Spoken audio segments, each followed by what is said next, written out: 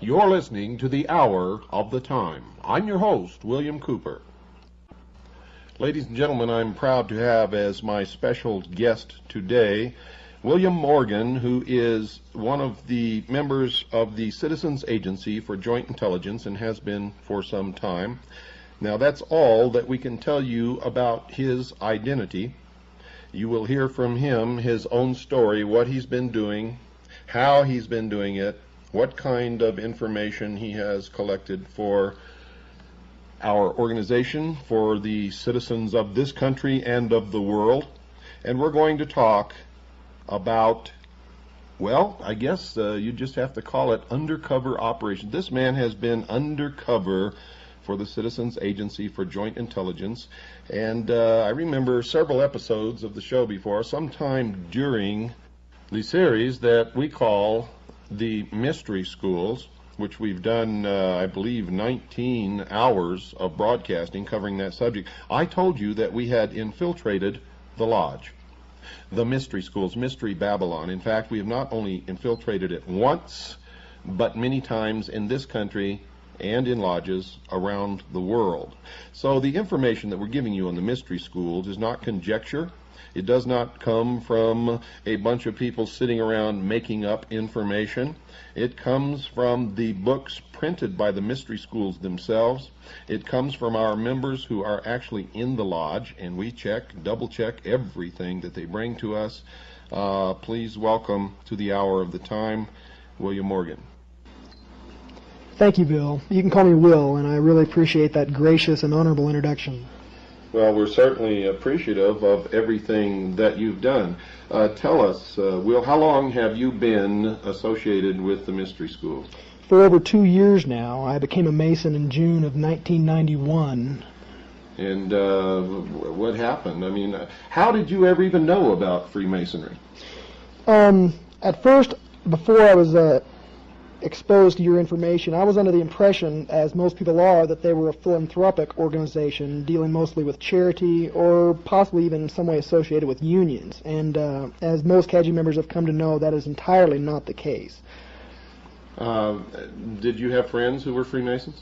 Yes, I worked with somebody who was a Freemason, and I've come to find out that that is usually the most common way that a person is exposed to the craft as they call it. So they call it the craft amongst themselves. This is not something that the public is normally aware. What does the craft mean? What does that term mean? Well, they consider themselves craftsmen because they're building something. And there have been many organizations throughout history with the incredible similarities to the present modern cult of Freemasonry that have called themselves builders, common scenes. They've associated with themselves always with the erection of a structure or the building of something that people just do not understand. We've come to understand that what they are erecting is the New World Order, and they've been working on it for thousands and thousands of years. That's correct. Now, did your friend or friends try to proselytize you or talk you into joining the lodge? No, not at all. I must admit I did go to them, and I was not entirely aware of the nature of their organization or of what was in store for me when I became a member, or a brother, as they call it. Now, if you had not joined CAGI, would you still be sort of in the dark? about the true meaning of Freemasonry? Or do the members really learn the truth about the organization during their period of time there? Had I not joined CAGI, I would be as empty-headed and as trusting as sheeple as most of the Freemasons in America and across the world are today. They are not taught what the craft is about. They do not question authority at all. They, as a rule, and from my personal experience and observation, they obey the rules without question and to the letter. Now, a lot of people out there are going to wonder, and I know that Freemasons are going to bring this up, that if you didn't learn what you now believe that you know about the mystery schools in the lodge, how do you know that what you've learned while you become a CAGI member, how do you know that that is true? Well, because I can verify for myself. I can get up and check the facts and look again to verify what is going on about the mystery schools. But for what the Masons claim to be, they have absolutely no proof or evidence or even works of their own hand to prove that they are actually involved in charity work. Now, when you began to study, you were studying actually from two sources. You were studying the mystery religion in the lodge, actually, and you were studying what you were learning from the Citizens Agency from Joint Intelligence and trying to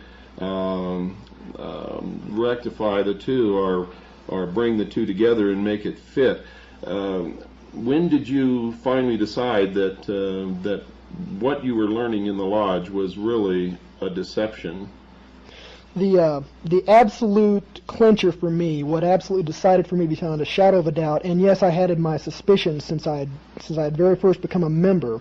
You don't take blood oaths, kneeling before an altar, swearing yourself to secrecy for all time without without the group that you're becoming a member of being suspect. But you did take these blood oaths. Yes, sir. I took all of them, and there were many. And so by the time you reached the degree level that you are at now, you've taken approximately how many oaths? I don't even recollect. I know that there were over 24 oaths before you can even become a master mason in a blue lodge of Freemasonry, which is a bit like primary school for Freemasons. The blue lodge is where they are brought in as new members from off the street, and most men who are involved in Masonry for their lifetimes consider the Blue Lodge to be the heart and soul of Masonry, because that is where it all begins and that is where it all grows from. But isn't it true that many Masons never advance beyond the third degree and remain in the Blue Lodge forever? That is absolutely true. Whether or not they do not choose to go forth, or whether they're totally unaware that there's anywhere to go, is up to personally the Mason that's involved, but many of them stay right where they're at and seem to be content with what they have. So these Master Masons who claim that they know everything about Freemasonry and that they've been a Master Mason for 20 years, do they really know anything? They know absolutely nothing. They have been completely deceived from the very first day they entered the lodge. They have been lied to regularly about the nature of the craft, the work of the craft, and the charity of the craft. My own lodge that I'm a member of considers its charity work for the entire last year to be the donation of $100, which is a little more than the dues yearly for 3 members. They gave $100 to a needy family. And through these very, very shallow and superficial acts, they consider themselves to be one of the greatest charity and brotherhood organizations ever to walk the face of the earth. A recent thorough investigation of the Shriners, who have literally made their reputation upon the fact that they contribute tremendous amounts of money to charity, but the investigation disclosed that of all the money they take in, less than 3% actually goes to any charity. Were you aware of that? No, actually I was not. I'm not a member of the Shrine, but I have been exposed to some of their numbers. I was hoping that it would at least be a little bit higher than that, because that says bad things about the Masons who are members of the Shrine. And as most people know, the Shrine is probably one of the largest quote-unquote charity organizations that there is. And one of the richest. But most of the money seems to go back into the lodge or to the members or to the retirement funds or to the payment of the lodge officers. And this is something else people don't realize, that the lodge officers are paid and they have a retirement fund set aside for them. Is that true? Yes, that is true.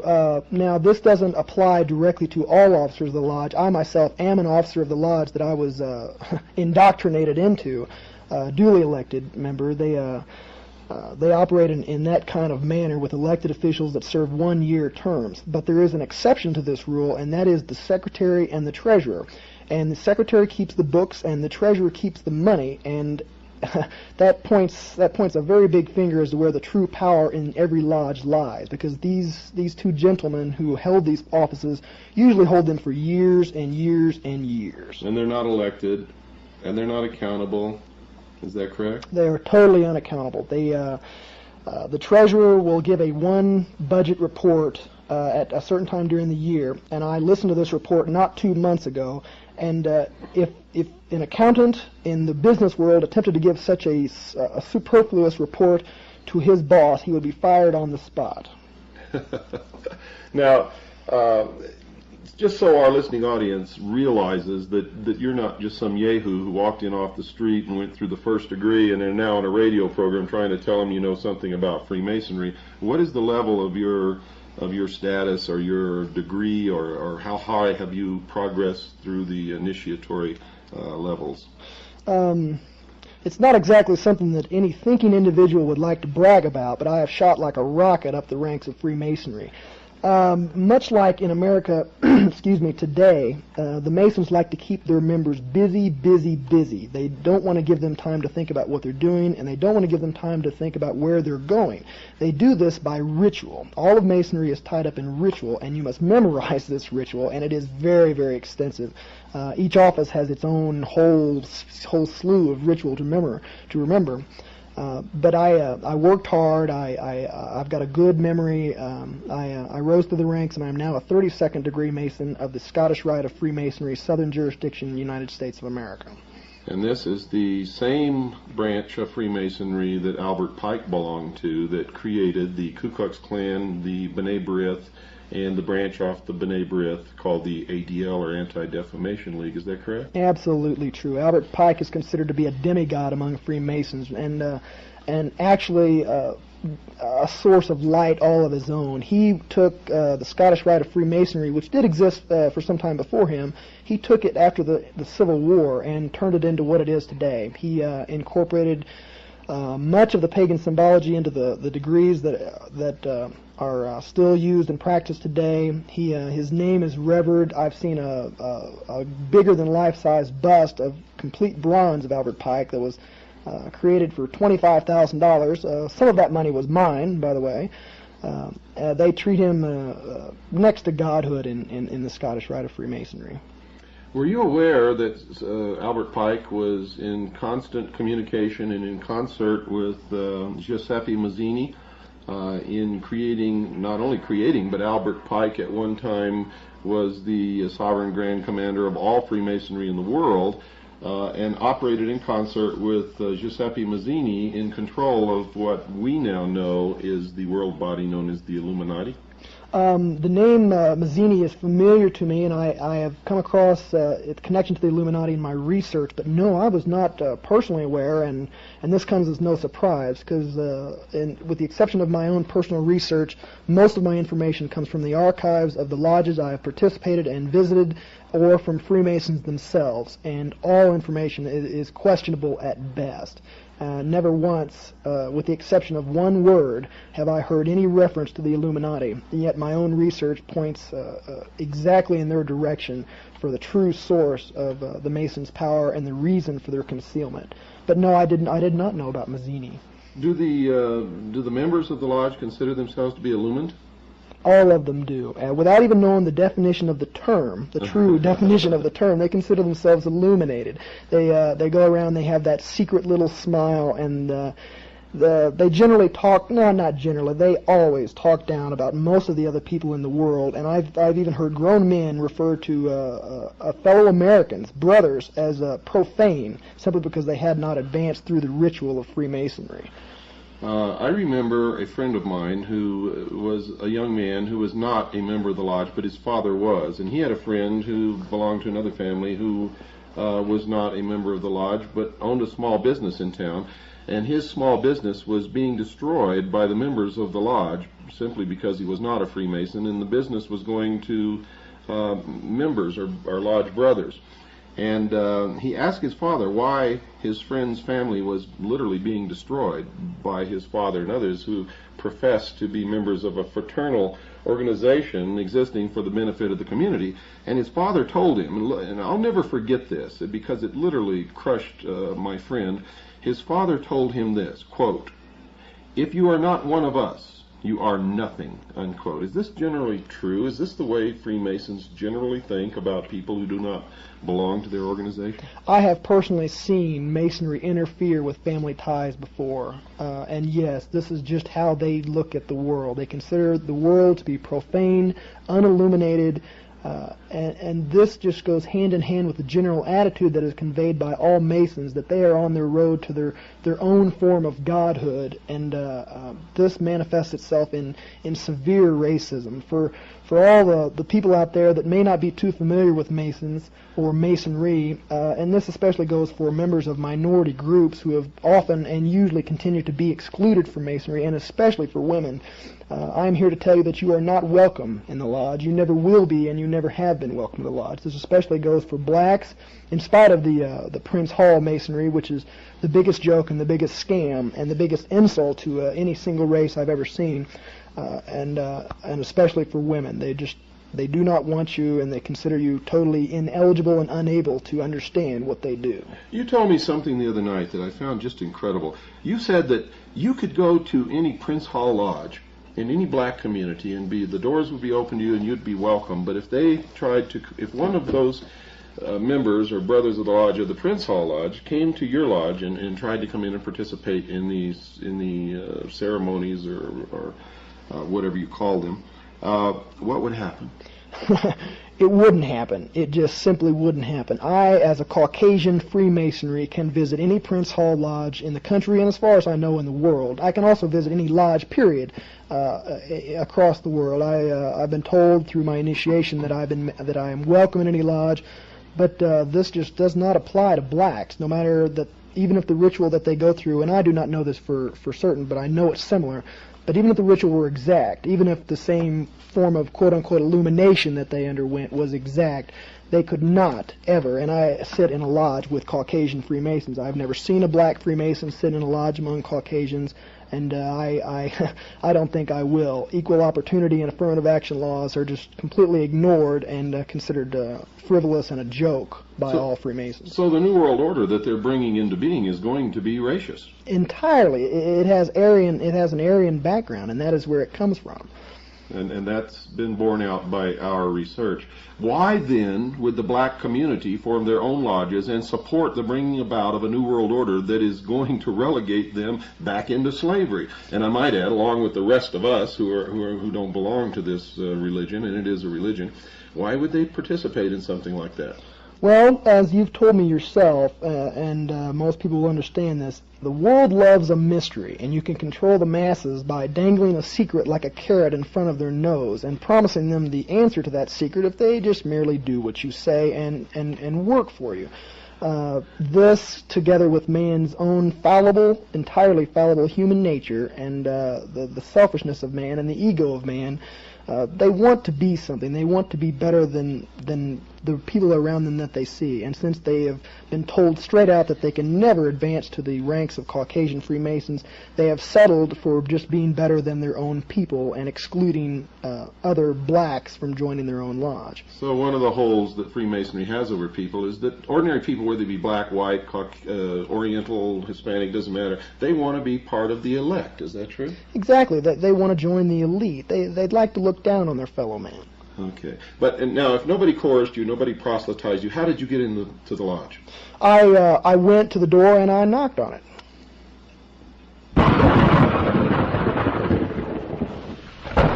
It's time for our break, folks. Don't go away. I'll be right back after this very short pause.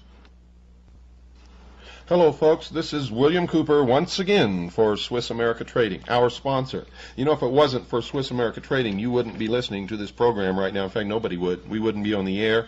We wouldn't even have known about this station. You see, we're not radio people. We're information junkies. We have the largest intelligence gathering operation under civilian control in the world.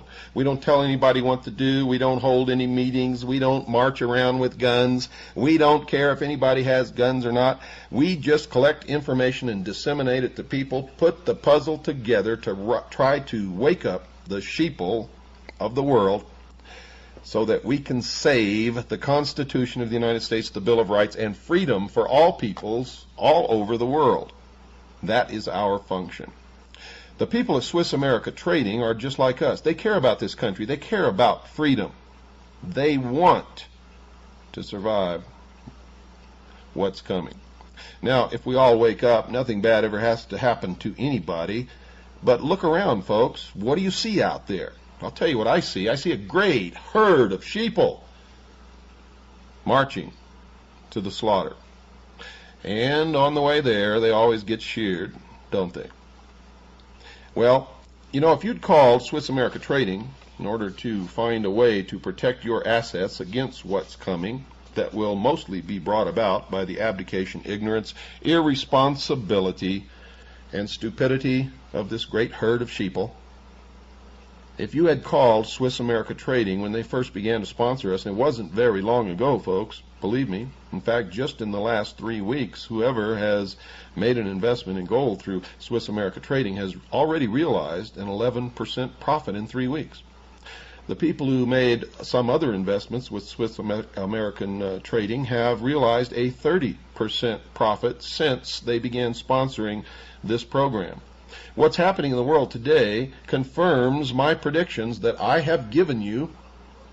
And remember, I was accurate to the month of when this recession would start. I told you that it would advance into a depression, which we are in now, and that by the third quarter of 1993 we would be in serious trouble. No world leader has emerged in Bill Clinton. The financial markets of the world are shaky. The international banking community is scared. And to prove that, we're making this broadcast, we're recording it actually on the 12th of May, folks. And the Bundesbank has just lowered the interest rates once again. All-time lows. Nobody has ever seen anything like this before. It is a vote of no confidence. Why? Well, if you were to translate it into bonds, you could say there was a Bush bond that would have realized 0% interest, a Quayle bond, which would have had no maturity, and a Clinton bond, which has no principles. So, folks, do it now. Call 1-800-289-2646. You've all asked me over and over again how to save your assets. The time to act is now. Call 1-800-289-2646. That's 1-800-289-2646. Tell them that you listen to the Hour of the Time. Mention my name, William Cooper, and they will send you a free newsletter. It doesn't cost you a penny. Chock full of information that you need to know. Call now. Don't delay. Call now, folks. Don't wait until it's too late. Call 1-800-289-2646. That's 1-800-289-2646. In protecting yourself, you are helping to save this program, The Hour of the Time, freedom for the world, and hopefully we can all march into the future with a good future for our children and grandchildren. If we don't all wake up, that's not going to happen. And if you don't call Swiss America Trading, you're not going to be able to protect your assets. So do it now. 1-800-289-2646. And you'll be glad that you did. We're back in the studio, folks, with William Morgan, a CAGI member who has infiltrated the lodge. Now, this man is no dummy. You have to understand, within 2 years, he has risen from entered apprentice to 32nd degree Freemason of the Scottish Rite of the Southern jurisdiction. Now, that's quite a distinction within the lodge, isn't it? Well, yeah, it can be considered as such. It does get a measure of respect from those who never advance past the 3rd degree of Master Mason. And what is the next step? After the 32nd degree, there is publicly known only one more degree of Freemasonry, and that is the 33rd degree. And you said publicly known. Does that mean that there's more? I suspect that there is, that there really is more. Do you know that for sure? No, I do not. I do not know it for sure. I've heard there's a man by the name of Reverend Jim Shaw who was well, he actually still is by Masonic law, who still is a 33rd degree Freemason. And when he became a 33rd degree, he knew another Mason who was going through the same ritual, who said that he was going to advance even further because he had professed a support for the Luciferian doctrine that they preach. So what you have just said, this is coming from your mouth, a 32nd degree Freemason of the Scottish Rite. You have just said, I didn't prompt you, I didn't ask you the question. In fact, you just surprised me because I was going to lead up to this, but you just said the Luciferian doctrine. Can you explain that? I can explain that absolutely. Masons believe in light. It is a priority part of their entire ritual.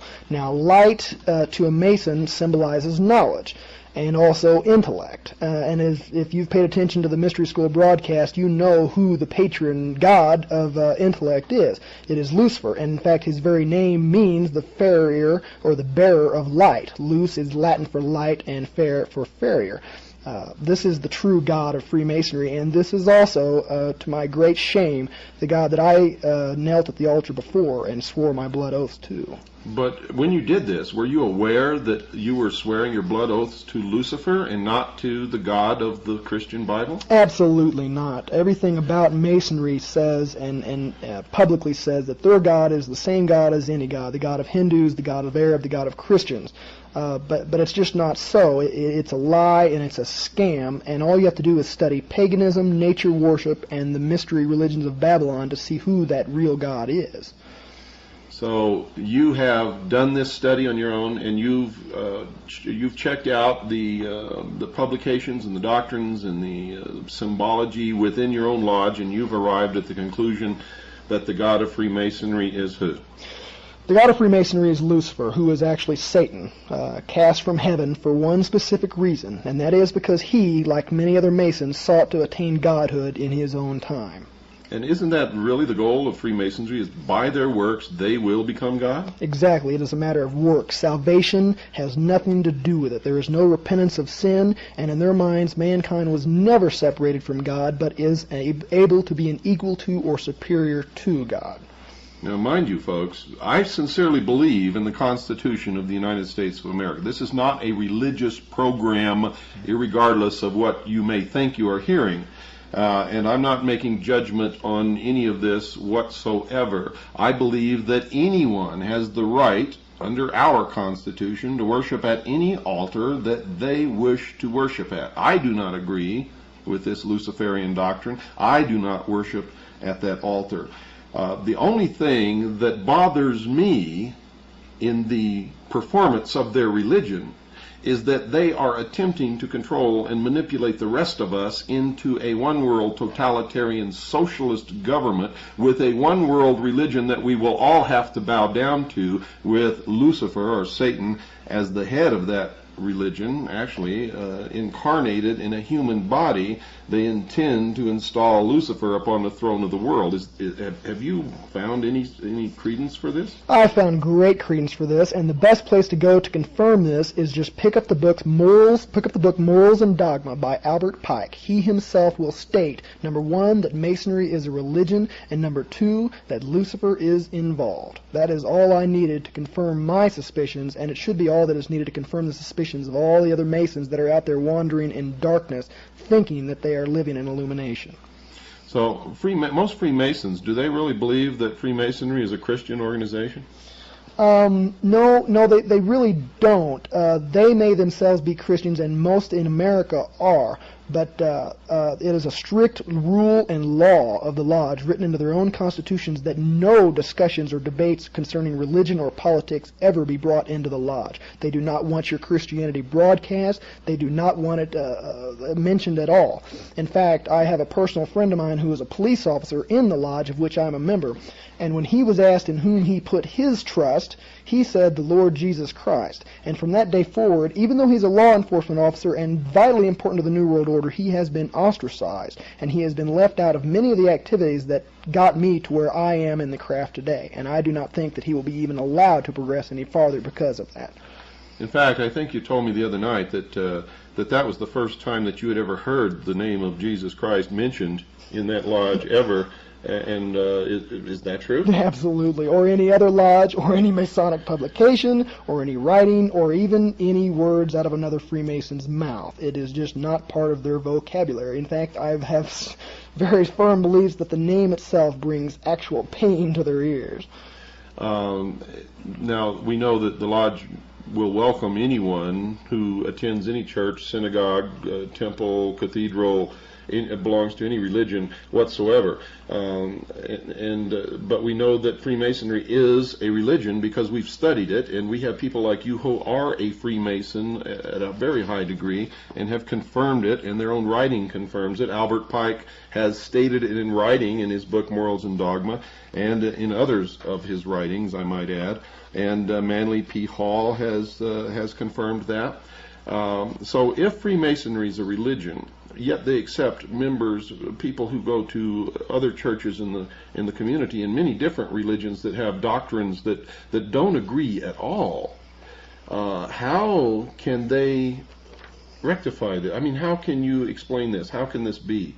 It just is. And any Mason that holds his religious convictions dear and becomes a member of the lodge is in direct conflict with his own beliefs and his own faith. The two cannot go together, have never been able to go together, and I don't think they ever will be.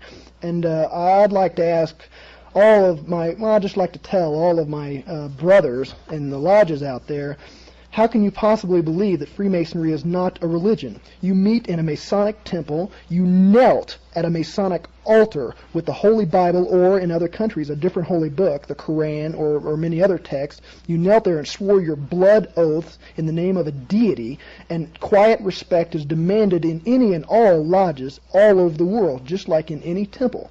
You have been living a lie, and if you don't wake up pretty soon, the New World Order will turn around and eat your lunch for you.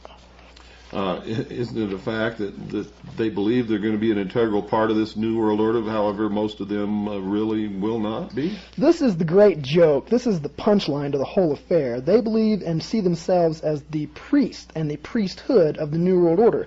They think that when all things start falling apart, that they are going to be the ones that rise up phoenix-like out of the ashes, bring the world together, and deliver them into the hands of Lucifer. Like I said, they consider themselves builders, and what they're building is the New World Order, and it's being erected like a prison around us even as we speak. And the capstone, and you ought to take a look at the Great Seal of the United States to get a feel for this. The capstone of the New World Order, of the building that they're creating, is actually Lucifer himself. And isn't that the symbol of Lucifer, the all-seeing eye above the pyramid, the symbol of light? It actually began as the symbol of the sun, which was the symbol of the light, which was the symbol for Lucifer, and over the years it evolved into an eye. Christians are told that is the eye of God, but nobody ever bothers to ask which God or who. What's the name of this God? And if a Muslim were to ask in the Middle East, they would say it's the eye of God, and they would think that it was the eye of Allah. And in the Far East, somebody might think it was the eye of Buddha. But this is never explained. In effect, it really began representing the sun and became the eye. The sun has always been the representation of wisdom or the intellect or knowledge, which is all the Luciferian doctrine. It is the symbol for the light, Lucifer, the fallen angel, the Luciferian philosophy. These are facts. This is just the way it is. I'm holding in my hand this very moment an official Masonic medallion that is handed out to many Masons as a gift, especially at entered apprentices. At the very top, and taking up the main position in this medallion, is the all-seeing eye. And this eye is, just as Bill Cooper has said, a combination of the eye of quote-unquote God, and I stress that quote-unquote more than any other, and also it is the sun. It is a symbol of sun worship. The eye that I'm seeing, the lashes on the eye on this medallion that I'm holding, are actually the rays of the sun coming down to illuminate the fellow Masons. It is more than just a religion, as Albert Pike has professed. It is the oldest known religion. It is a pagan religion of sun worship. It is nature worship, and it is incredibly dangerous to free-loving people everywhere. You wanted to read something from a book that you have there. This is a book that I highly recommend that everybody in the listening audience must read this book. You must read this book. You can find it at most religious bookstores, Christian or otherwise. They usually stock it. It's called The God Makers. The God Makers by Ed Decker and Dave Hunt. And let me see who the publishers are. Harvest House Publishers, Eugene, Oregon, 97402. That's Harvest House Publishers, Eugene, Oregon, 97402. Again, the name of the book is The God Makers by Ed Decker and Dave Hunt. This book truly will open your eyes. You wanted to read something from that book. Yes, sir. I was reading this last night, and it just stopped me in my tracks. I'm at page 60 of The God Makers, in the chapter entitled The Mormon Dilemma. And this book is about the Mormons, and once you begin reading it, you'll see through the mystery schools just how close Freemasonry and Mormonism actually is. The subtitle of this part is called The Pagan Connection Again. I'll read it quickly. As C.S. Lewis and a number of other experts have concluded, there are only two religions in the world, Christianity and Hinduism, or paganism. One teaches that we are separated from the one true God by sin, and that God became a man to die for our sins. The other declares that men are not separated from God, but that each person has within himself the power to overcome evil and thus to become God, or at least a God with a small g. Hinduism, or paganism, embraces and absorbs everything except biblical Christianity, which is its only genuine rival. Although it uses Christian language to disguise its paganism, just as many Masonic lodges do, Mormonism is less Christian than it is Hindu. The basic dilemma faced by every Mormon is a direct result of its Hindu roots. In the Bhagavad Gita, Krishna declares that he comes forth to save the righteous and to condemn the sinners. This is exactly the opposite for the biblical Christ, who came to save sinners. The great complaint of paganism and all occult secret societies, of which I am presently a member, is that whereas one must be worthy to join them, Christianity deliberately embraces the unworthy. And to prove my worthiness to join the lodge, I had to go ask them to become a member. At the time that I joined, it was against the Constitution's bylaw, the Constitution of Masonry, I should stress, for any Mason to come to me, a profane, and ask me to join. And in effect, actually, isn't the Mormon Church just another branch of the old mystery religion of Babylon? It can be nothing else. They have 3 degrees. They have ritual that they adhere to. They are sworn to secrecy with blood oaths inside of a temple. They have a structural hierarchy that is in the structure of a pyramid, and all those that are initiated into this temple ritual seek nothing else but to climb the pyramid. The reward, the carrot that is dangled in front of their nose to keep them working hard, is that they will experience and attain godhood for themselves. And many of the rituals that are practiced in the temple are the exact same rituals that are practiced in the Masonic temple. I cannot personally confirm this, but the research that I am involved in at this time supports this, and also the research of experts who are far better and far more along in their work than I am totally supports this claim, and you should verify it for yourself. Absolutely. You know the warning that we always give on this show: don't believe anything that you hear on this show or any other show or from the President or Dan Rather or anyone until you check it out yourself.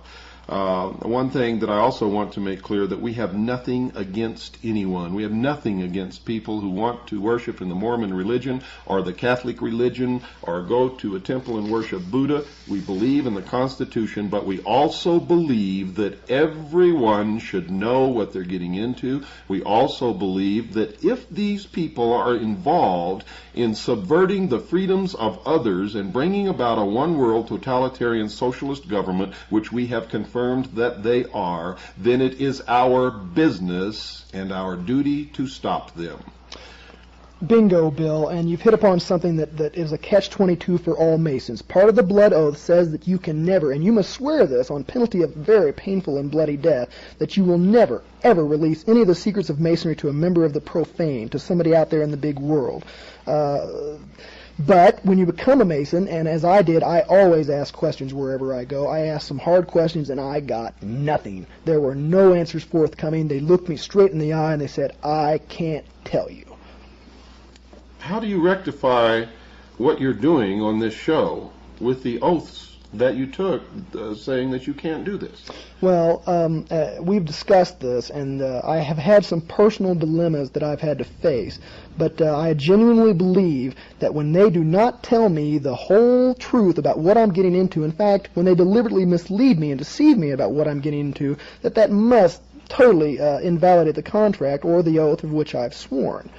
It just cannot be any other way. They have lied, and I have been honest, and I have been forthcoming to them, but they have not returned it as such. And I found myself in the same position, folks, because when I was in the military, and specifically with the Office of Naval Intelligence, I had to sign security oaths saying that I would never talk about anything that I was involved with. But later, when I began to realize that I was going to have to, I also understood that the only things that I would talk about were those things that the intelligence community, the military, those in the government were doing to destroy the sovereignty of the United States of America, the Constitution, the Bill of Rights, and to bring about really a traitorous new government, the New World Order, and that I was not going to be involved in any traitorous activity, and my first and only loyalty was to the Constitution and the Bill of Rights of the United States, and not to some phony manipulation called a security oath, which many people are trapped under, thinking that they cannot talk about many of the things they participated in that are actually destroying this nation, destroying the Constitution and the Bill of Rights. These people are traitors, and I could not be a traitor, nor will I ever be. What do you feel about this New World Order that's coming? It makes me want to vomit. You're absolutely right. They are traitors. They have turned their backs on their people. They have turned their backs on their country. They have turned their backs on their family. They are living a lie, and it's not going to turn out exactly how they think. They are like the cops, the police officers in America that are deliberately destroying the Constitution and treating their own people as an enemy. They can't be a cop forever. Neither can you be a practicing Mason forever. One day that protection that you cherish so much must end, and when it does, it will turn around and it will gobble you up like it's gobbling up so many other people right now. Well, not only that, but many Americans are waking up. The patriots in this country, the people who really understand and love the Constitution and Bill of Rights, are going to have an awful lot to say about what's happening. And of course, there are other people like me, like you. We have the largest civilian intelligence gathering organization in the world, operating full time, breaking this secrecy down, bringing together the truth. And now we're running out of time for another episode of The Hour of the Time, folks. I want you to remember, we love you, we care about you, or we wouldn't be doing this. Good night. God bless you.